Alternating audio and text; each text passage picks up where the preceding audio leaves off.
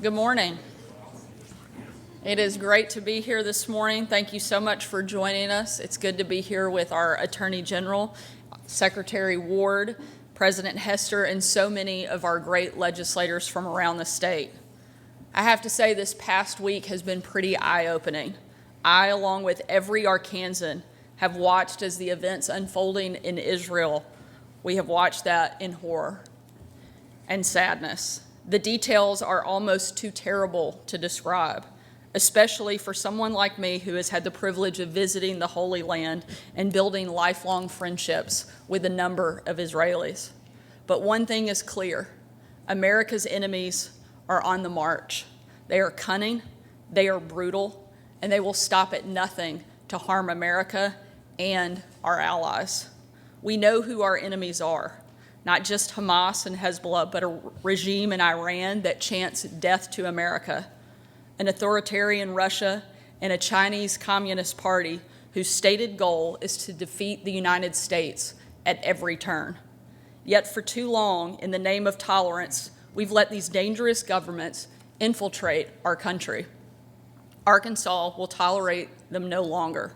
Today, we are becoming the first state in the country to take an action like the one that we are announcing right now. At the beginning of my term, my administration worked with our partners in the legislature to get hostile foreign entities out of Arkansas. I was proud to sign Act 636, sponsored by Senator Johnson and Representative Vaught, banning foreign parties from 9 enemy countries from owning agricultural land in Arkansas. And today, we are acting on that law. I'm announcing that Syngenta, a Chinese state-owned agrochemical company, must give up its land holdings in Arkansas. Syngenta owns 160 acres in northeast Arkansas, which it uses primarily for seed research. The company that owns Syngenta, Chem China, is also on the Department of Defense's list of Chinese military companies posing a clear threat to our state. Seeds are technology. Chinese state-owned corporations filter that technology back to their homeland, stealing American research and telling our enemies how to target American farms. That is a clear threat to our national security and to our great farmers, especially since the Chinese government enacted a law in 2017 requiring Chinese citizens abroad to collaborate with their country's security officials on intelligence work with no questions asked. This isn't about where you're from. We welcome Chinese Americans, Russian Americans, and anyone else who's given up foreign oppression for American freedom. This is about where your loyalties lie. We simply cannot trust those who pledge allegiance to a hostile foreign power. That's why I signed Act 525, sponsored by Representative McKenzie and Senator Boyd, to ban Chinese and Russian-made drones. And it's why I signed Act 758, sponsored by Representative McAlinden and Senator Stubblefield, banning public contracts with the CCP. We will make sure that every company operating in Arkansas is a friend to Arkansas and good to hardworking Arkansans. Secretary Ward has already notified Syngenta about this decision. If they refuse to sell, our Attorney General can move forward with legal proceedings and force them to get out of our state. Arkansas will always protect our farmers and our national security interest. I want to thank our legislature for passing this common sense measure, and I want to thank the Department of Agriculture for working so hard on this issue. I will now turn it over to Attorney General Griffin to address his team's next steps. Thank you all. Thank you all. I want to provide a little context here. I can tell you that the idea that the Chinese government would care about non-military assets is exactly what they've demonstrated over the last few decades. In fact, we had congressional hearings in the late 90s in Washington on dual-use technologies, civilian-related technologies that the Chinese were obtaining from the United States. There is nothing that's off limits for them if they think that it will strengthen them strategically, whether it be related to engineering or the ability to feed their people, which is a challenge for them. We've had some instances and some federal prosecutions in this state that relate to seed technology. And so for those of you who think that this is some sort of outlier, you're wrong. I've been in the military for almost 30 years, and I can tell you one of the consistent themes of the last decade at least has been warnings about the communist Chinese, what they will do and what they are doing. So this is smart and this is strategic. So let me tell you what my role here today is. I've written a letter, which I'll be sending today, to Northrop King Seed and Syngenta, informing them that they have to divest themselves of the land that they have in Craighead County. And they have 2 years, as of about a month ago, a little over a month ago, to do that. If they don't do that, then we can take legal action. We have no reason to believe that they won't do that.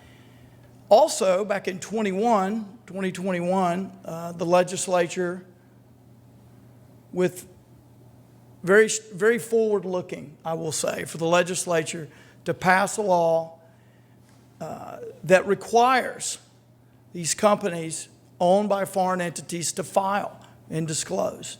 And in this particular case, the latest the disclosure, the ownership of this land could have been filed was June of last year. It was late. And so under that law, also I appreciate this, the AG can fine a civil penalty, can fine the company a civil penalty up to 25% maximum, doesn't have to be 25%, but up to 25% of the value of the property. The property in this case is $1.12 million, according to Syngenta's own federal filing. And so I am imposing the maximum fine of $280,000 on the company, and I am informing them of that in the letter as well. Thank you.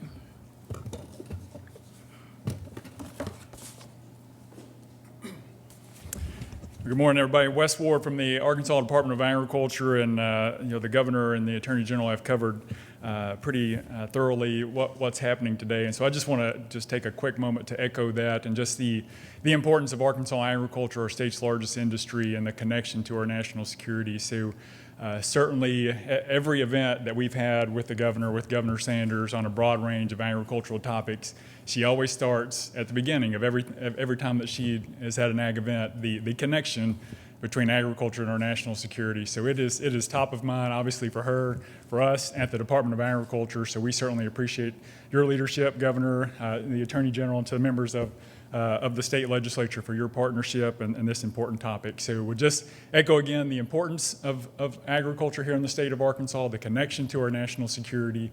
The case is pretty clear. We've done a thorough review, and we know that there are questions about foreign ownership of agricultural land throughout the United States.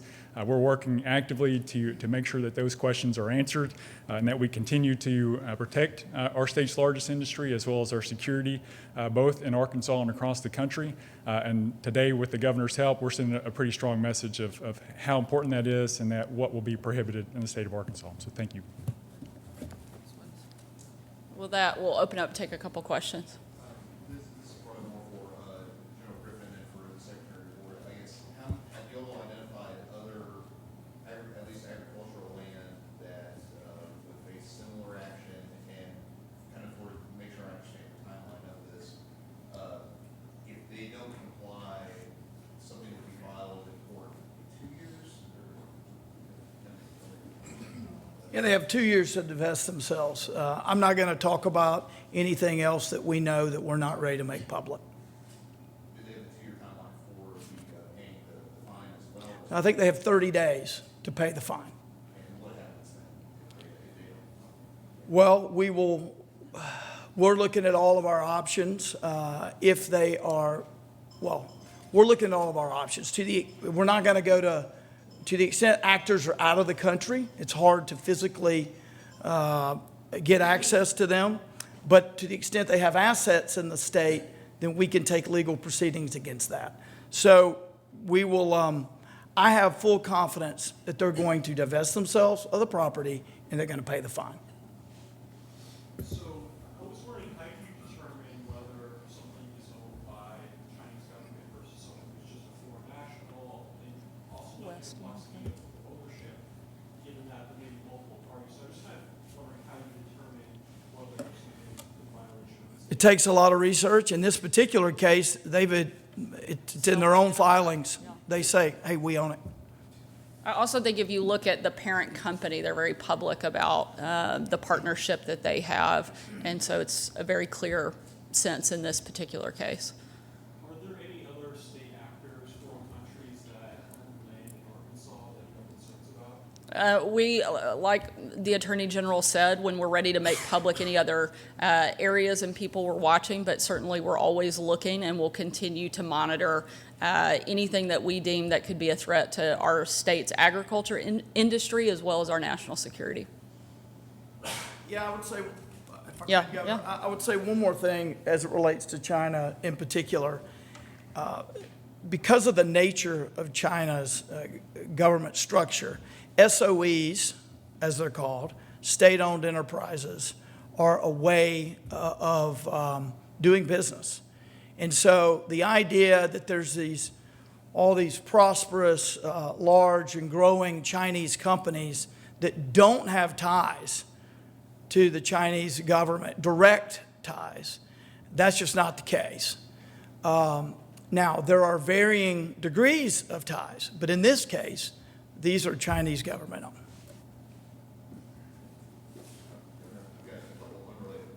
Of course, I'm sure. No surprise about anybody here. And both of them are going to do with electric and public records regarding it. You said before on the electric that was purchased that it had features that explain the cost of it. Can you specify that or elaborate more on what those features are? And the second question I had was on the to-be reimbursement that was put on the original invoice by another staffer. Who authorized the staffer to put that on there? Did you authorize that? It went through standard protocol for our office on any purchase through the office manager and the team that was requesting the purchase to be made.